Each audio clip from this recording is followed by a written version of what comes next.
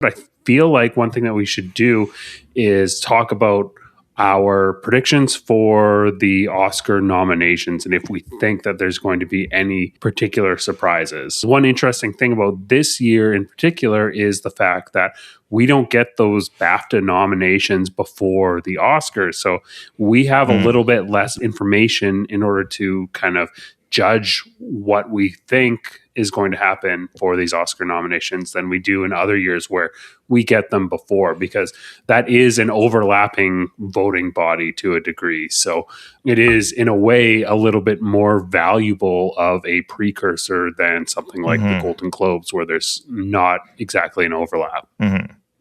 What are you looking for in the Oscars nominations? Do you think that there's like a bold take of yours that you think is going to come true?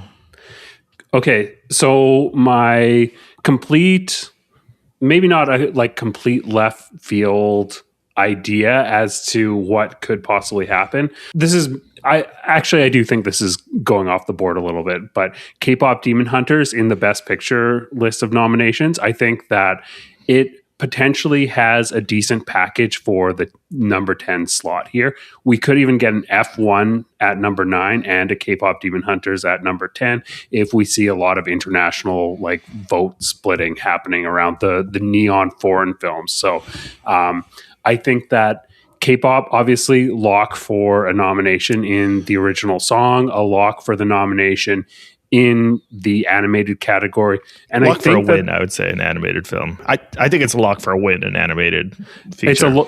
I think it's definitely a lock. I think it's a lock for a win in original song, and I think it's a high probability chance for winning Best Animated Feature. I reverse those. I think it's a lock for a win in animated feature, but it's a high probability in original song. I think the song from the Miley Cyrus song from Avatar is like a strong contender. Yeah, I mean, that's your opinion, man.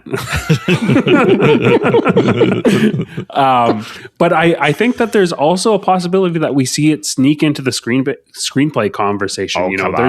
There's 10 screenplay, spots Best there. Picture. You're way out on a nice float. I could see it happening. I could see there being like a nice enough package there to slip into the number 10 spot. A lot of people have seen that movie. It's the most watched movie on Netflix ever, and I think that there is a chance that we see that film in the Best Picture conversation. And like I said, this is a complete left field pick. It's been ages since we've had an animated movie get nominated for Best Picture. You have to go back to Toy Story 3. Yeah. And it's only happened 3 times. Yeah, and we'll be talking about the second time very soon. Yeah, or at least exactly. We'll mention it in passing. But I think I cannot see that happening. I do kind of regret not picking K-pop Demon Hunters because I originally toyed with taking it as my number 10 pick, and then when I dropped my number 10 pick, Weapons, to replace it with Surat, I considered replacing it with K-pop. I kind of regret it just because, like you said, it's got 2 nominations locked up. And at least one, maybe both of those are wins, which is, it's possible Surat gets not a single nomination. Well, it will get a nomination for international feature, but that might have been the safer course to take. And I sort of regret that that's not on the board at all. I think you're way out of base by saying it's getting screenplay. I think there could be a lot of voters that were on the Wicked boat and are jumping ship right now, and they might land on the K-pop Demon Hunter. So that is my pick for like what could be the biggest surprise on nomination day. So that's what I'm looking for. I think it would be really exciting if it happens. I think it would make for a really interesting Best Picture field. It means that, that some of at least the top 9, which I think a lot of people are thinking are fairly locked, something happened there, and there was some sort of vote split. Something happened in order to free up that spot. I mean, maybe K-pop Demon Hunters takes that 10th pick, but I'm kind of feeling good about F1 right now too. So we'll see what happens. I think that was a good pickup when you got F1. I'm kind of jealous that you have that. don't see it as a Best Picture nominee, but I think it has definitely a bigger chance, more of an inside track, one might say, than K-pop does. And I think definitely like it's going to get a couple craft nominations, editing, sound. So I feel like most of the craft categories, it's going to be there. Editing, sound, I think score, you've got a shot there. So I think there's enough there to put together an interesting package for that blockbuster spot in the Best Picture conversation too. All right, interesting. What about you? Do you have any like wild ideas as to what we might see?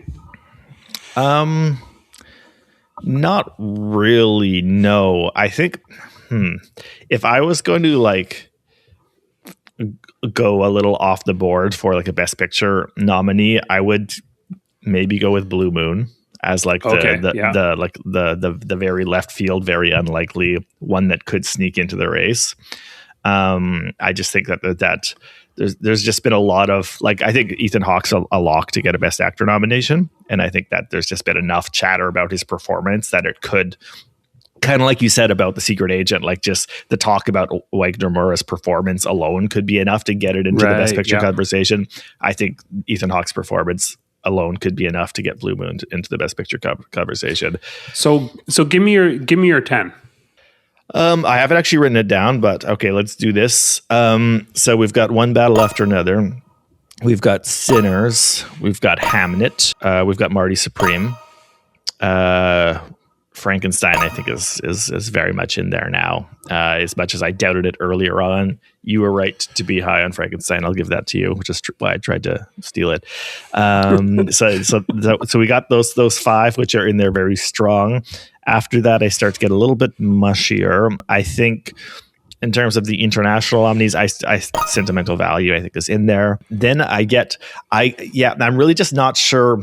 I'm willing to call Sentimental Value. I'm really not sure between Seurat, The Secret Agent, It Was Just an Accident, possibly No Other Choice, which one of those will kind of be a second, assuming there's going to be two international films, because the last few years they've done two, but let's go with I've done six.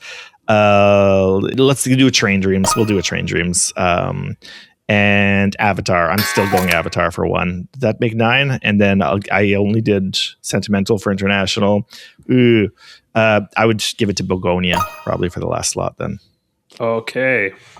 Yeah. So for my 10, I think it's going to be One Battle After Another, Sinners, Hamnet, Frankenstein, Sentimental Value, Marty Supreme, Begonia. I agree that is probably going to be in there. That's 7.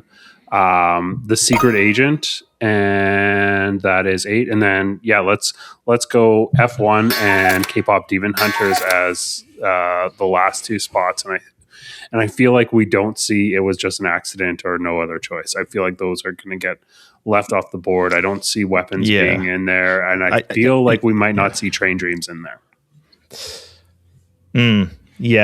It might be vulnerable. I also, I guess, just ended up with just Sentimental Value as the only foreign film. But I think, earlier on, I mean, I picked up It Was Just an Accident. I was like, Palme d'Or winner. They've picked the Palme d'Or winner for the past couple of years. I am feeling a little bit stronger about it now because I'm hoping like Iran being in the news is a thing that plays well for the Iranian movie, that people are going to want to be like rallying behind Jafar Panahi and supporting his crusade against the unjust regime, which has now ordered him to be arrested for a second or third time. Hopefully that gives him a bit of a boost. So that's kind of one reason why I was considering including It Was Just an Accident in a trade proposal, but actually it was because I was like thinking of the current events angle that I was like, you know what, I think that's a holder. So I think but I'm still, like it wasn't in my 10 predictions, but I still think it has the best shot after Sentimental Value in terms of international movies. I think ahead of The Secret Agent. That's what I'll say. Yeah, I think that makes sense. And in terms of the rest of the categories, I don't really see any real surprises that I'm expecting. So, that means that I'm ripe for being surprised. Well, we'll do a full reaction once they actually do come out in just a few days.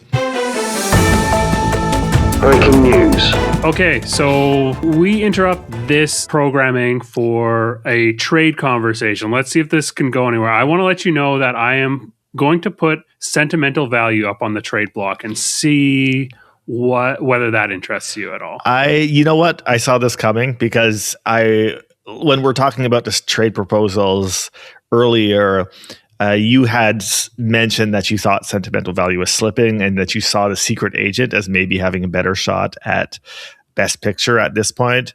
So I definitely kept that in the back of my mind and was thinking of circling back around to it, though we never got to it in the original recording. I'm definitely interested. So I would be interested in posing sentimental value for maybe Begonia. I'm interested in Begonia or Wicked even. Yeah, I would even do a straight up trade for Wicked for sentimental value. I'm not too sure about that because like we did in our last trade discussion, it wasn't total bluster when I was saying I see Wicked as potentially getting 4, 5, 6 nominations. I do see that, even if it's not getting Best Picture. If sentimental value gets Best Picture, that might alone give it a higher value. That's a very interesting proposal. I'm definitely mulling it over just because of the Best Picture factor. To be totally honest with you, yes, I do see sentimental value as having a better chance of making Best Picture at this point, which I definitely didn't when we first did the draft back in early December. Right. But we did weigh it so that a Best Picture nom is more valuable. I'm just not high on sentimental value's acting nomination chances anymore. Yeah, you know what? I'm down. I'll do it. Straight up, Wicked for Good for sentimental value, 1-1. I'm ready to do it. Yeah. Okay, yeah, there we go. We've got a trade. I'm definitely hesitating, but it's the Best Picture factor. I see sentimental value as having higher Best Picture factor. I definitely am hesitating about losing out on some, songs and production design nominations, but if I do think it has a better shot at Best Picture, yeah, let's do it. I had to shake things up, I had to shake things up. I'm losing, I'm trailing. The gap's just going to get bigger if the nominations shake out in a certain way. I had to shake something up. So yeah, I'm willing to take that bait. Let's do it. Let's see how that plays out. Okay, let's do it. We now return you to your regular scheduled programming. You know what? Let me just throw something else in here while we're talking. Okay, let's do it. Yeah. Because when I was just re-listening to what we said, and when I listed my Best Picture nominees, I only listed 9. I am just going to say that the 10th nominee would be It Was Just an Accident. I didn't say that was going to be one of my picks for nominees when we did it, but I only listed 9, so my number 10 is going to be It Was Just an Accident. That means I'm giving that higher odds than The Secret Agent. Basically, that's what it came down to be. For me, was what the second Best Picture nominee for a foreign film was going to be. I picked sentimental value already, which is now a film I own. I'll give the second one to It Was Just an Accident. So just to clear that up, that rounds out my slate of Best Picture predictions.